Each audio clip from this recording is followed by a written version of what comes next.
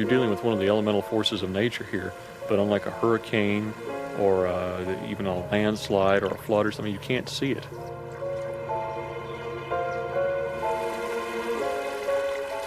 It's lying there in wait all the time, 24 hours a day. You might just be walking along minding your own business, and once it's got you, it's going to hurt you. It conforms to every single nook and cranny of your body. You literally cannot pull yourself out, even sunk up to your ankles. People have always been just terrified of the idea of quicksand. It's that awful feeling that somehow the ground which you know is solid and you walk on is somehow not there, and you're going to take a step and you're going to disappear.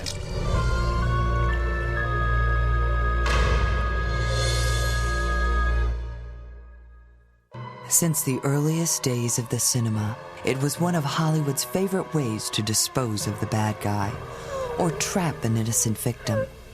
Let go the ropes. Ah!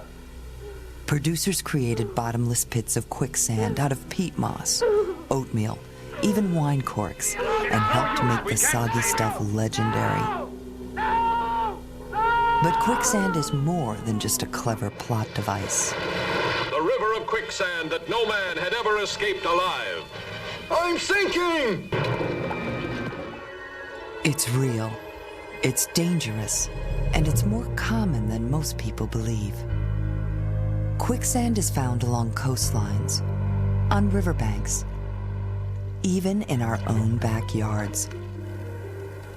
Though one of nature's deadliest traps, quicksand is made of just two basic ingredients: sand and water.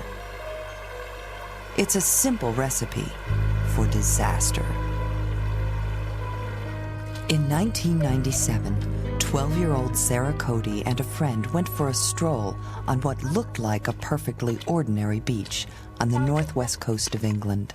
We were staying at my Auntie Jackie's holiday flat for the weekend, me and my friend Georgina. We went out on the sand. We'd been out before, and there is actually signs saying quicksands, and it was a stupid thing to do, but you don't really think about that at the time. You think, oh, I'm not going to sink.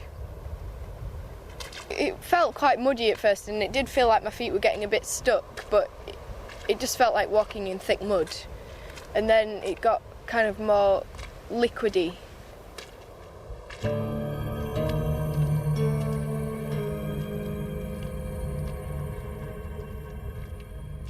As I walked along, it was all of a sudden like a big pocket of quicksand that I stood into. It felt like it was sucking me, pulling me down into the sand.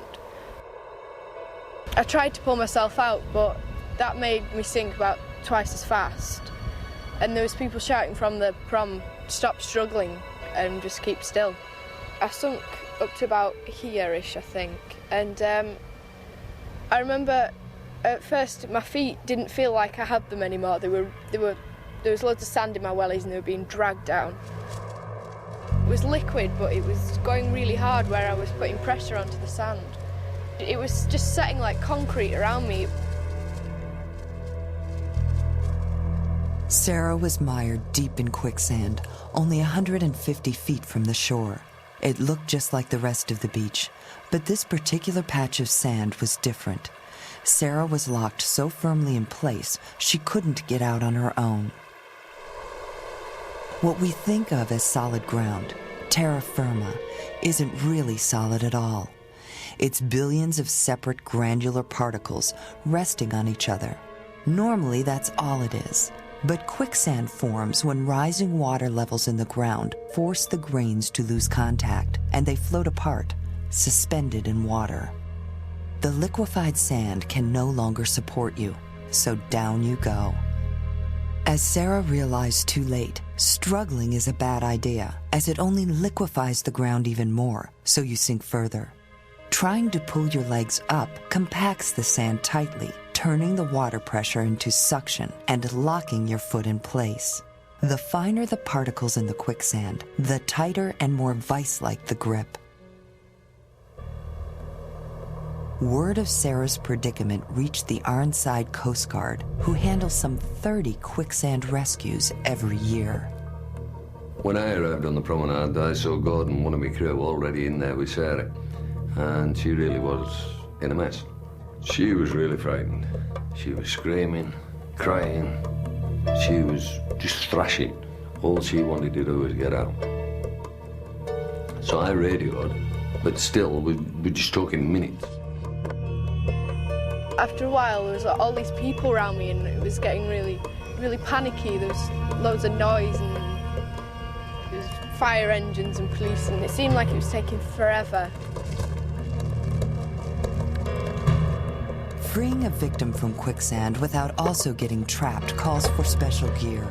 The Arnside Coast Guard uses portable planks to cross the unstable sands and support their weight during the rescue. They put a big wooden board over my head. It was like a big square with a hollow in the middle. And to pull me out, they pulled one leg out first. They basically dug my leg out with their arms. They put the one leg onto the board so I could leave my other leg out. And then I was sort of laying in the sand.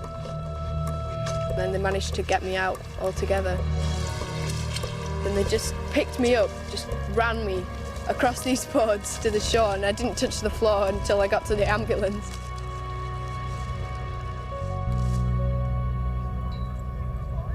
Since it happened, I've been back once. I came a bit onto the sands, but I stayed mostly by the rocks because I think I learnt my lesson the first time. It's not worth the hassle of all the people's jobs coming out and helping you, and really, it's pointless going out there in the first place. In this part of England, quicksand isn't limited to the beach where Sarah was trapped. The town of Arnside lies near the entrance to an enormous body of water called Morecambe Bay. The area is well known for its wildlife and scenic beauty. It is also notorious for some of the world's most dangerous quicksand. Sands do look nice, don't they? And they look safe. They always look safe. To the layperson, it looks like any old sand. And that's, you know, it's hidden danger. For centuries, Morecambe Bay at low tide has seduced unwary travelers, tempting them to risk their lives for a shortcut from one village to another by crossing the sands. More than 150 people are known to have perished attempting this journey. By itself, quicksand is not deadly, but it is the ultimate trap, locking its victim in place while some other force of nature finishes the job. In Morecambe Bay, it's a 30-foot tide. You can never outrun it, really, because it never tires, the tide. There is a saying in this area that it can travel at the speed of a galloping horse. Well, even a horse can get tired, but the tide never does. To help travelers more safely negotiate Morecambe Bay's massive tides and infamous quicksand, the British monarchy appointed the first official guide some 600 years ago. In 1963, Cedric Robinson became the latest in this long line of Queen's Guides to the Sands. You can only know and read the sands from being brought up, such as I was, from a very early age. There's no way you can read a book and say, well, I know the route. It doesn't work like that. You have to know the sands intimately, and if it can catch you out there, it will do.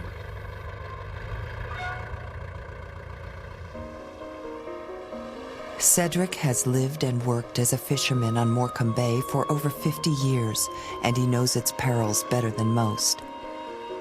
His introduction to quicksand began at the age of 14. I didn't want to do anything only follow the sands for a living, same as my father and my grandfather and even my grandmother. She was a fisherwoman. Here on Morecambe Bay, fishing has always been a hazardous profession. At low tide, the bay is transformed into a wet desert, the fish more than 7 miles offshore. In the old days, locals harvested the sea from horse and cart, venturing out on the treacherous sands to set their nets and wait for the catch to roll in with the tide. Not everyone made it back to safe ground. Many foundered in quicksand, both horse and driver drowned by the returning tide as it surged over their heads. As the royal guide, one of Cedric's responsibilities is to educate the public to Morecambe Bay's risks by leading nature walks out on the sands. Before taking any group offshore, he surveys the exposed flats. Come a fine day, even before setting foot on the sands, I can go up onto the tops with a marvellous view of the estuary, and I can look through the binoculars out there and scan the river down, and I can say to myself with my knowledge, well, that's the place to cross. The danger spots are the lowest areas, where the meandering paths of rivers and streams carve narrow channels in the bay. Quicksand is formed by the action of the tides as it raises the water table beneath the bay, saturating and loosening the sand in and along these channels. It looks just the same as any sand. It looks firm until you stand on it, and it just goes like jelly. And the more people as goes over that area, the more jelly it gets. But there are some areas out there that would be too frightening to go near them. But there are areas where you can go on and you can have fun with children. It may seem unwise to mix kids and quicksand, but Cedric's hope is to prevent future tragedies by teaching children how to recognize it for themselves. Have you ever been on quicksands before? No. You could get really stuck, couldn't you? Yeah. Once you get about to that. Yeah, that's it. It clings, doesn't it? And it's like a suction then, isn't it? Yeah. You see, it's bad there. And once you go on it, it's worse. But if you come back to that area in 2 hours, that water will come out and it'll have hardened up a little bit. And that's the danger. If you were in there for 2 hours, we wouldn't get you out because the water comes out and it sets just like concrete. Quicksand is always the highlight of the walk, but Cedric makes sure the kids understand that ultimately it's a serious hazard. After a certain time, one or two of them will get that little bit deeper, and then it gets past the exciting stage, someone can get stuck. So Cedric has to blow the whistle, say, come on now out of there. We don't want to lose any of you. Remember, girls, not too deep, otherwise you're there to stay. Usually you find quicksand outside, a product of Mother Nature. But with the right ingredients and know-how, you can make your own. Scott Steedman understands quicksand better than most. He is a civil engineer who has spent his professional life studying the earth beneath our feet. At home in the kitchen, Scott has his own special recipe for quicksand. This is corn flour, which people use for thickening gravy, and it shows just all the same properties as quicksand. Quite extraordinary. When you mix it with water, you can change it from this solid form into a liquid and back again. And let me just show you that, because I'll just put some more in, more than I need, and we'll see if we can't make a quicksand here in the kitchen.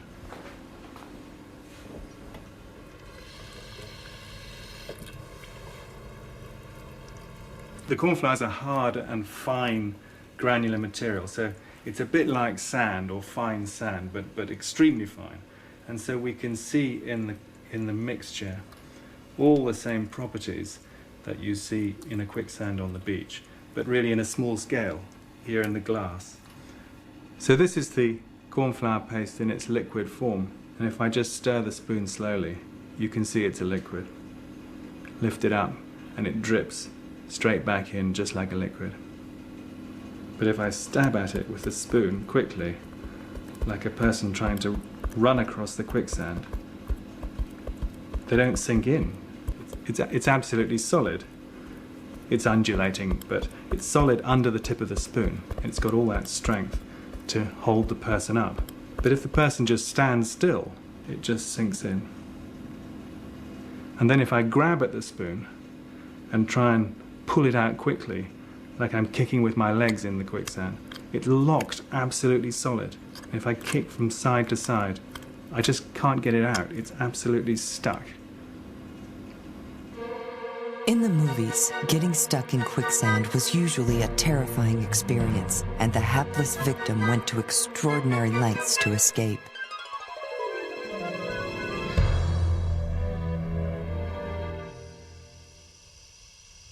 But in reality, there are some people around who just can't wait to get into it. These days, my experience with it is filming other people. People from all walks of lives, they bring themselves or their significant other, and they want to jump into a bottomless pit of quicksand to experience it. And I provide that. Chuck Lang is making his own contribution to the B-movie genre. Yeah, but be looking over your shoulder as you running, you know, like you hear the posse coming. You know, I mean, you want me to stand back here and fire a few shots over your head or something? That's okay. I don't think I need that. Chuck is in high demand for his directing skills and for his knack for finding quicksand along the banks of the Mississippi River. Chuck and his friends are just a few members of an emerging network of quicksand fanatics. The competition is who can find quicksand first. And the game is, what do you do after you found it? It's almost like you're chained to the ground all over. You have to move, you have to exercise a lot of energy just to move a little bit. Imagine yourself in molasses. It's almost like an exercise. You are going to burn some calories, you really are. To an outsider, playing around with a dangerous natural phenomenon may seem foolish. But after years of trial and error, these buffs have developed an impressive understanding of quicksand, its realities, and a few myths, including the ones Hollywood made up. Don't believe what you saw on TV. You're not going to sink out of sight. Perhaps it's the biggest myth of all, that you'll step into a pit of quicksand and disappear.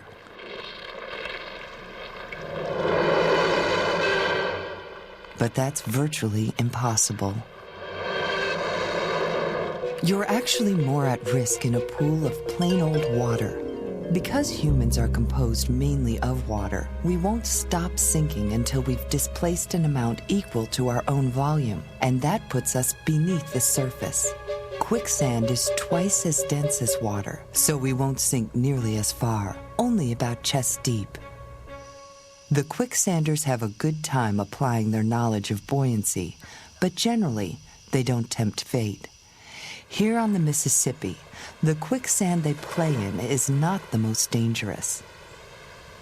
The sand grains are fairly large, so the grip is less vice-like. But just in case something does go wrong, they use the buddy system.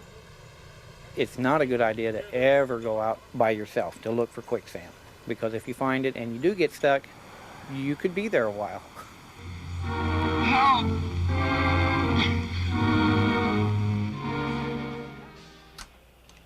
Pat Benatar, We Live for Love, Monday morning on 1490 WESB 360. Bruce Fife certainly wasn't out looking for quicksand when he stumbled into it one night in 1999 while chasing his dog.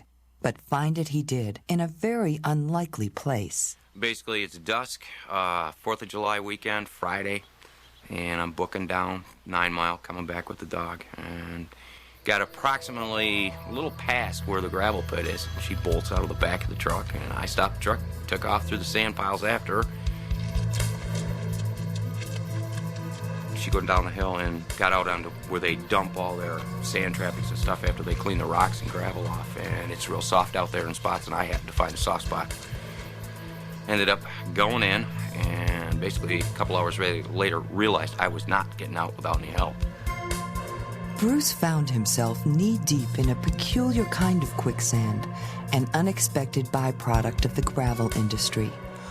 Water and fine sand particles from the mounds of crushed rock make this quicksand especially concrete-like and difficult to escape. Bruce was locked in and looking at an extended stay. As my feet went into it and got locked, you could feel it encasing my feet and up part of my leg. From probably midpoint on my shins down to the bottoms of my feet, I couldn't feel anything. You know, it was just, they were dead. And I wasn't going forward, backwards, up, or down. And it was just, I was stuck. I think I resigned myself to the fact I was probably going to be there overnight. Because I had, very little traffic. Everybody's gone. I could hear the expressway traffic, but that's a couple miles away. And just think, well, I'll wait till morning and just start all over again. And we just got progressively hotter through the weekend. And by the third day, I did drink the water that was around me. And it was just to that point where I knew something was happening to me physically because I couldn't focus on anything. Bruce was suffering from more than just dehydration and prolonged exposure.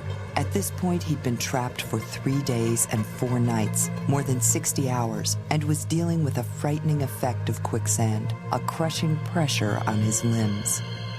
Moving his legs back and forth had compacted the quicksand. The pressure had increased until it actually cut off the blood supply to his legs. Eventually, Bruce lost all feeling in his lower extremities as the cells, nerves, and tissues were starved of essential oxygen and nutrients supplied by blood flow. On the quicksand stuff, the material would be just like if you were squeezing on your legs as hard as this, but it went from his mid-thighs all the way down his leg, just a total squeeze down to around his foot and just kind of just squished it right up. I guess you can make a comparison to being in a vice-like situation. Believe me, coming on to the third morning, I wanted out. I wanted to go home.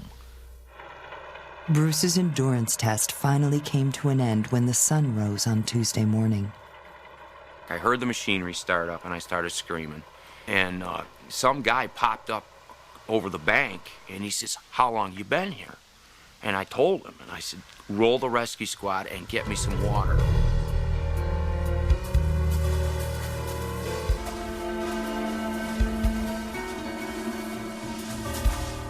They tried digging with some shovels, but they really couldn't because we were worried about some injuries to his legs. So they dug with the screwdrivers a couple inches at a time, running their hands down his legs to make sure that they weren't poking into him because he couldn't feel his legs, like from the knees down to around his feet. He had no feeling in there from being compacted in for so long. And as soon as my feet came free, they just pirouetted me up, got me down on the backboard, and got me out of there.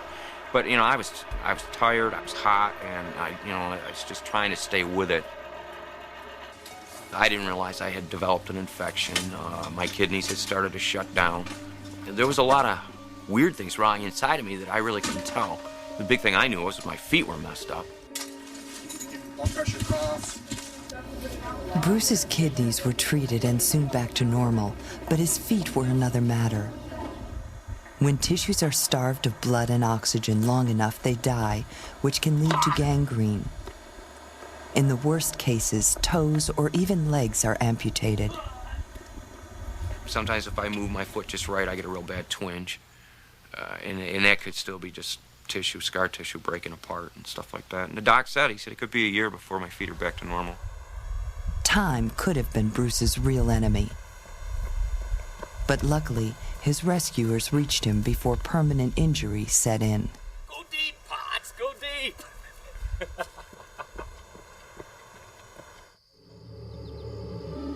In a swamp north of Toronto, it was the combination of quicksand and cold Canadian weather that spelled disaster for 9-year-old Ethan Beattie. The nightmare began one chilly spring afternoon when Ethan and his friend Stephen took a wrong turn while playing in the backwoods near their homes. I got stuck at one point and Stephen thought that me and Emma were behind him, so he went on and then we were separated.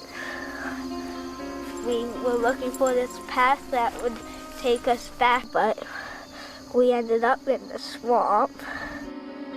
As they searched for a way home, the ground beneath their feet began to give way.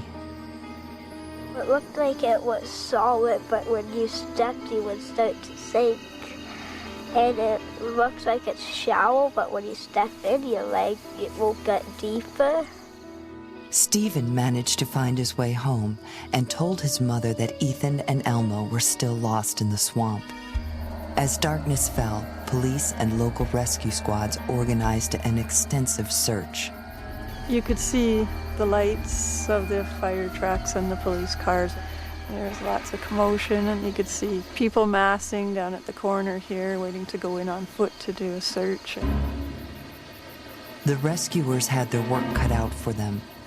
Ethan had disappeared in the heart of a 3-square-mile swamp, and it was already dusk when the search began. We'd also been informed by the police officers who had gone out ahead of time that there was quicksand. So there's a danger out there that we were actually told not to actually leave the boat unless we had a visual contact with the boy. You hope for the best, but you expect the worst. You don't want to go up there all pumped thinking you're going to find somebody alive, because if you don't, especially a child, if you don't find them alive, that's devastating. For several hours, the rescue team scoured the swamp, but there were no signs of Ethan or the dog. I can't imagine what a little 9-year-old boy is thinking when it starts to get dark. He can see the helicopter, he can hear the people looking for him. He can't answer because it's starting to get too cold, and he's gotten too far, he can't get back, he's getting stuck. The only thing he's got with him is his dog. As the night wore on, Ethan's situation grew more desperate.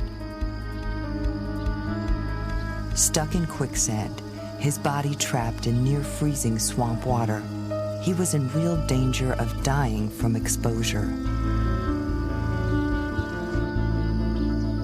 Elmo the dog sensed Ethan was in trouble and stayed close to the boy. When I got too cold, Elmo would lie on me, and when I was falling asleep, Elmo would lick my face so I would stay awake. Every 15, 20 seconds, we would call out his name, hoping that we would get a response. Ethan!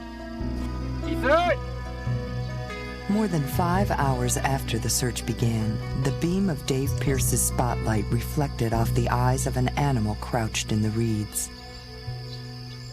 We got probably within about 50 feet, and I was able to see a slightly black shape, and then we knew it was a dog. Attaboy, attaboy. When we came upon the boy and when Dale shouted out, he's alive, boy, that was it. The adrenaline's pumping, and we're basically running across there to get to him. And to find him, still alive, still alert, okay, now we got a chance. By now, Ethan was ice cold and extremely weak, sunk deep in the quicksand. I was up to here in mud, and they were pulling me a lot to get me out. But the soft, wet ground nearly thwarted the rescuers' efforts to free Ethan and get him into the boat.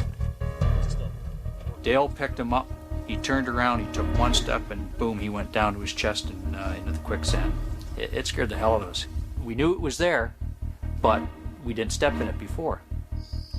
The men formed an assembly line, handing Ethan off to each other as they wrestled with the quicksand. They struggled for solid footing and slowly maneuvered back to their craft.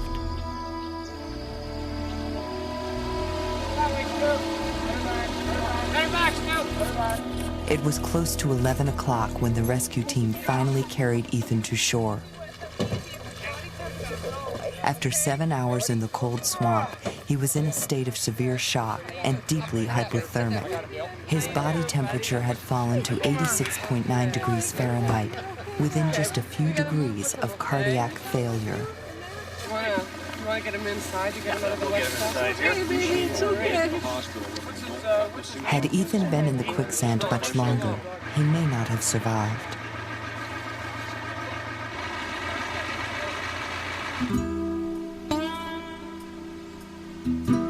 Wandering into swamps and getting stuck in quicksand is one thing. But Lil Judd certainly never expected to find it in her part of the world. You've heard about quicksand, you hear about it, but that I'd be able to locate it basically in my backyard, no, that I didn't expect.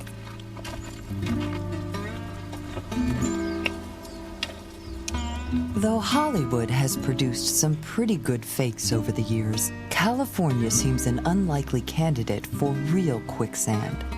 Of the two main ingredients, there's more than enough sand. But this dry state can be short on water. But in 1998, heavy rains had turned a normally dry gully just east of Hollywood into a quicksand trap. We rode out on the sandbank, and we were standing out there for maybe 5 minutes, and he decided to take a step forward, and it had a drop.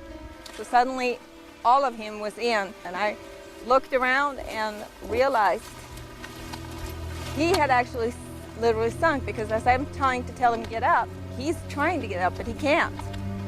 For a moment there, I just went panicky, and I just sat down next to him and started crying. And the thing with horses and animals in general, when they're in a panic situation like this, they will either give up or very possibly they'll go insane. So all I could do was hope he understood from my tone of voice, I gotta go, I gotta leave you, I can't get you out on my own, I have to get help. I'll be back, don't move, lay as still as you can. Now Lil had to avoid getting herself trapped in the same quicksand that held her horse. I ran across this area and kept sinking down to my hip. I just grabbed at whatever I could and pushed against whatever I could and just never allowed myself to remain too long in the same place. Help was not long in coming, but once the rescue efforts had begun, Destin's situation quickly went from bad to worse. He ends up in the stream, and all I could think was, oh my God, with all these people here, he's gonna drown. I'm gonna watch him drown. We're gonna have to force him to move. Careful. Yeah, come on. Yeah, come on. With a lot of encouragement, Destin was able to thrash his way out of the water. But the weight of his 1,600-pound body, concentrated on 4 narrow hooves, made it impossible for the horse to get out of the quicksand.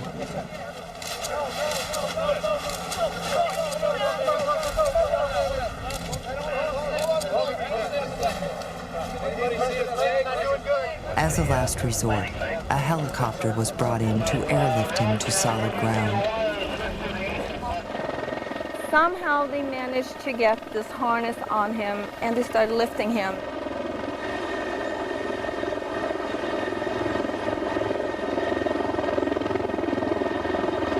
He is flying up in the air and he's slipping out of the harness. And I'm saying, put him down, put him down. But the first place Destin landed wasn't solid enough to support his weight. He continued to flounder in the quicksand until his rescuers adjusted his harness and tried a second airlift.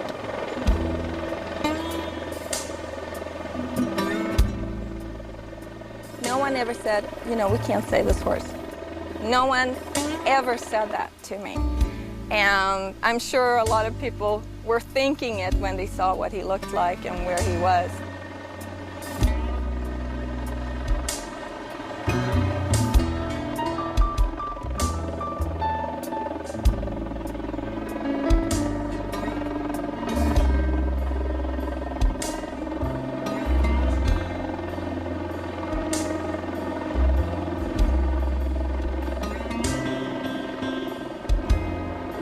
This time, the helicopter pilots gently lowered Destin onto firm ground. Despite 4 hours in quicksand and 2 precarious airlifts, the horse was unharmed. He was up and walking again in just minutes. I am one very, very lucky horse owner, and he's one very, very lucky horse. Okay, I'm right here. Here's my boy. Lil and Destin were fortunate. There were enough people, expertise, and technology to save the day. But that hasn't always been the case. In the 19th century, there were few resources available to American cowboys. While driving their herds of cattle, they encountered quicksand on a regular basis as they tried to ford sand-laden rivers. Hauling a 2-ton steer out of quicksand was no easy matter. The best they could do was try and pull the animals free with ropes. But unfortunately, things didn't always go like clockwork. As one weary cowboy put it, this last method saved many bogged-down cattle, but it tore the heads, horns, or legs off quite a few others. The cattle of the Old West were lost in small patches of quicksand, but sometimes quicksand can spread for miles and swallow a city. Perhaps the most remarkable case occurred in 1692.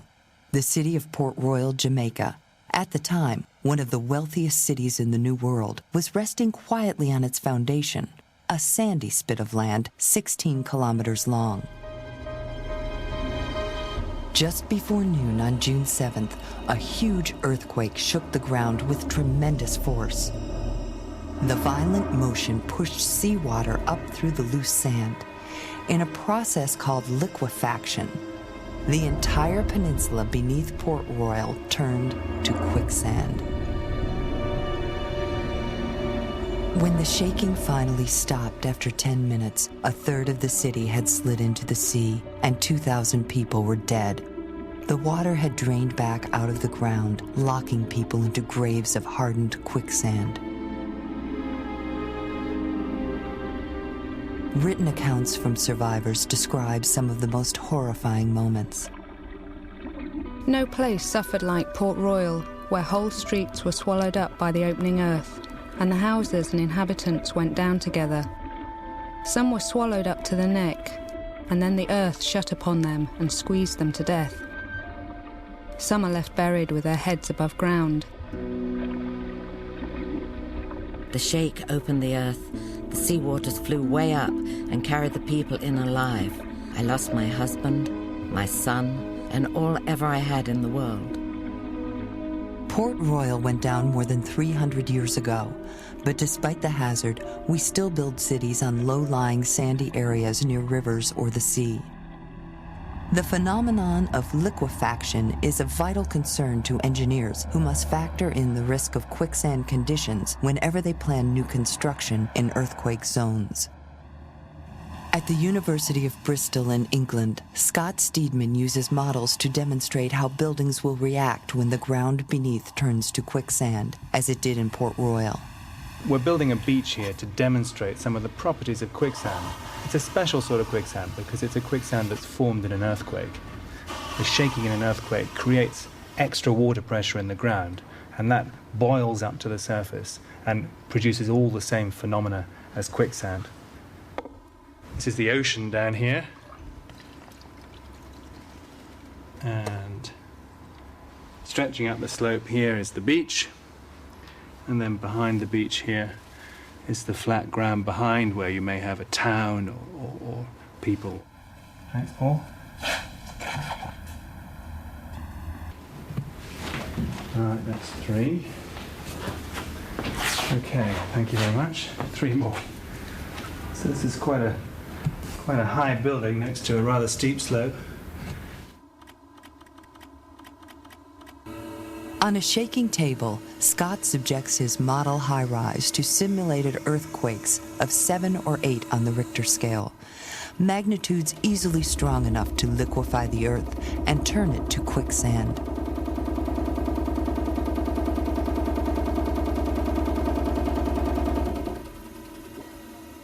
You can see how the building has sunk in and rotated here, mainly because the slope has given way beneath it, and so that's forced it to tilt over this direction. As the shaking progressed, the water pressures built up in the sand underneath the foundation of the bottom block. And as that happened, the ground got softer. And with the shaking and the frequency of the earthquake, it started to get more and more dramatic. And in the end, of course, with the lean coming more and more pronounced, eventually the top blocks just rolled off and fell down the hill.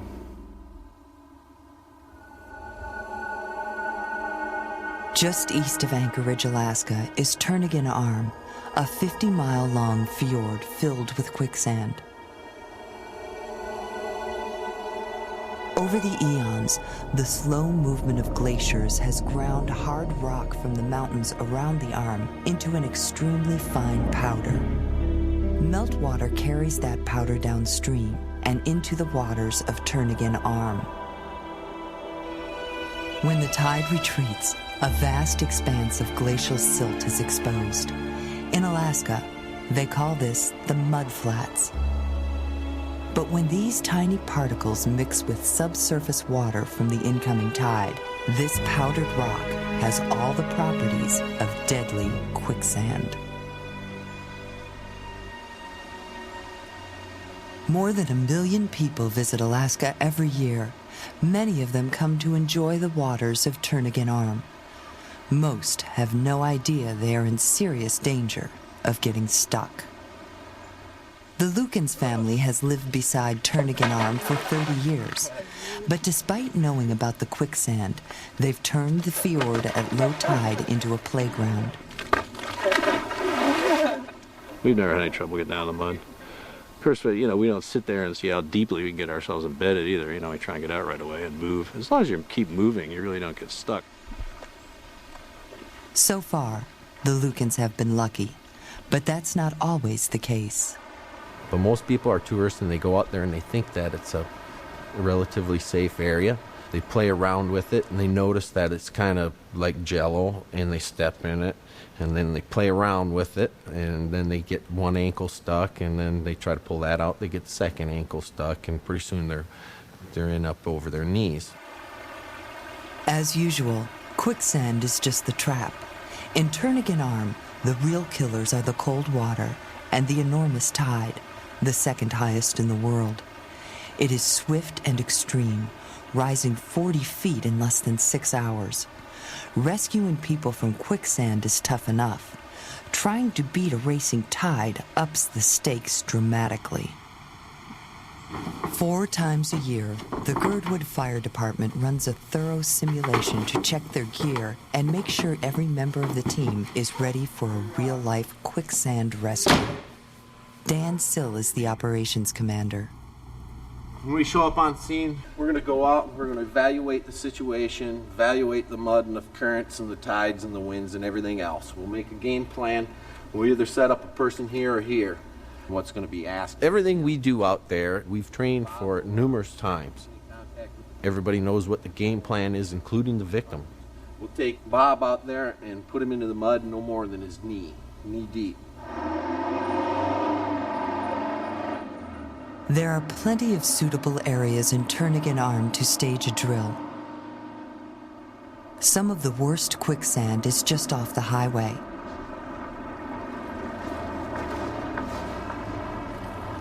This silty peninsula, 35 miles east of Anchorage, is perfect for testing the Girdwood team's rescue skills. It has all the hazards they face on real calls, including the debilitating element of cold. This mud is the same temperature that water is, about 45 degrees, which is really, really cold. And if you're out here without the proper protective equipment on, you're going to get hypothermic. When you struggle to get out of it, you're going to get cold, you're going to get exhausted, and you're going to take and go down and die real quick. Having the right clothes can make the difference between a successful rescue and a fatality. Full dry suits, life jackets, and helmets protect the men and increase the amount of time they can spend working to free a victim from cold quicksand. Mike Toomey has been with the department for more than a decade. He knows all too well the pressure of trying to rescue someone trapped and in desperate circumstances. In 1988, he witnessed one of the saddest quicksand tragedies in recent Alaskan history. Mr. and Mrs. Dickinson were newlyweds, and they had a little more gumption than most of us and had chose to spend their honeymoon gold mining up in Seattle Creek, which is just around the corner here. To get there in their four-wheeler, they had to travel across the mudflats. Jay and Adina Dickinson headed out early in the morning to catch the low tide. Just 300 yards offshore, their four-wheeler bogged down in the silt. Adina jumped off to push from behind. But struggling with the ATV liquefied the ground beneath her feet, and she sank up to her knees. When she stopped moving, the quicksand closed around her legs with an iron grip. Her husband labored frantically, but after 3 hours, he had only managed to free one of Adina's legs. By the time Jay ran for help, the tide was pouring into Turnagain Arm. About 9 o'clock in the morning, we got a call for a possible victim stuck in the mud. We responded from the station. It's about a half-hour response time to this location. Hiked in the trail with all of our equipment. As I reached the shoreline, I heard the screams of a young woman crying for help. Please don't let me drown. Please save me. There was a woman trapped in the rising waters with the water just below her chin. When I went below the surface to try and feel what was taking place there, I felt her leg, and it seemed to disappear in the sand. And I thought, she's buried all the way up to her knees, you know, probably straight down. And at that point, I tried to tug on her leg, but when I came up, I saw her gasping for breath, so every time I tug her, I pull her under. And each time it's violent. I'm pulling with even more strength now, but each time it's jerking her under the water and thrashing her at the same time. I go under again to try and free her leg, and when I come back up, she's under the water now. The tide's gone over her head, and everything was in a small circle. All I could see was this little area here in front of me, but I'm looking down into her face, and she's under the water, holding her breath. And I'm thinking, you know, what a desperate situation this is. What a, you know, this brave woman, she, despite all the odds, she's gonna stick with us. She's gonna fight with us all the way to the end. Anyway, I didn't know what to do. She's underwater now, and she's holding her breath, and I can't thrash her now because she's got one breath left. At that point, her husband took a tube off their suction dredge, and they stuck it in her mouth. And I stroked her forehead and said, just keep breathing. And I went down again to try and free her leg, and I just pulled as hard as I possibly could, and I just sat there. We got to get her out, you know, pulling as hard as I possibly can, and I couldn't free her. While Mike struggled beneath the surface, the tide continued to rise. When he finally came up for air, Adina Dickinson had drowned. It wasn't until low tide later that afternoon, the rescuers that went back to recover her found her still where we'd left her, still trapped just from the knee down by one leg in the mud at an angle like this. The tide had come in, swept over, gone back out with all that force, and that leg was still trapped, snared in that mud. They had to dig her out with shovels. The tragedy devastated the Girdwood team. On that fateful day, they were beaten by the rising tide and a lack of time. For more than 11 years, they've continued searching for ways to perfect their techniques and speed up their operation. I literally spent months and months dreaming and fantasizing about a tool that I could build that I could expedite the rescue, and literally in minutes. What Dan Sill came up with turned the Girdwood team's greatest enemy into their most important ally. Water became the key component in their fight against the clock. For everything to work, the floating pump which capitalizes on the water around them must be kept running. I just want you guys to make certain if something does happen and does go wrong that we are relying on you, so that no matter what it takes, that pump is your responsibility. You cannot let it shut off. I don't want to freak you out or anything, but once Bob's in the mud, he's our responsibility. So we're not going to let him die.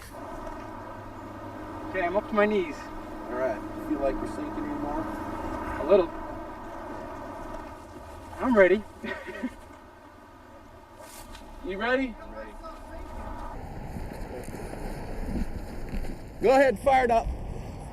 Start pushing. The float-a-pump sucks water up through the hose and into a long, perforated metal tube. Here we go.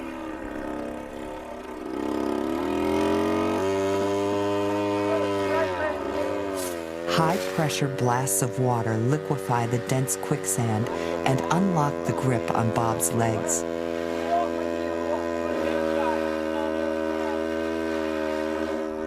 With the new device, the extrication takes less than a minute. After each run-through, the team gathers for a debriefing. I could not move my legs. It felt like cement was around them. And the more I tried, before Scott was there, I was just kind of playing around. The more I tried, the further I was sinking. Mm-hmm. The thing is, what typically people do, and I was watching you do that, is they'll get one foot stuck, so they'll try to pull this one out. This one goes deeper. Yeah. Then they realize that, and they go, I'll stand on this foot, and they'll try to pull that out. Then that one goes deeper. So they're caught in a seesaw motion where they're going back and forth, and they actually forcing themselves to get deep. So once both feet are in, what are you going to do if you can't get either one of them out? Concentrate on one foot. Wiggle one foot to get one foot out. That foot gets on the highest piece of ground that you can find. Then you work on that one. And vibration is what will get it out. And what if both are in and you aren't getting them to move at all? You need to fall forward on your belly. Get all your weight off sometimes it's not possible because you're up to your knees. What you have to do is get the weight off of one point and work to get one leg out or one foot out. Roll until you can get the other one out. Do a roll and run for high ground. The bottom line is you shouldn't be out there. There's nothing for you out there. It is just nothing but danger. And I've said it again and said it before, you're flirting with the devil. You're literally flirting with the devil.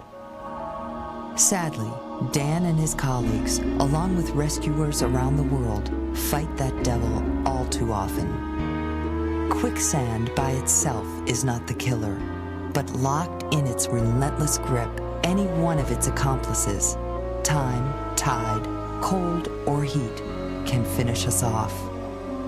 Again and again, we seem to ignore the warning signs and fall prey to one of the world's most insidious traps. Quicksand can be found almost anywhere, so the safest bet is to watch your step.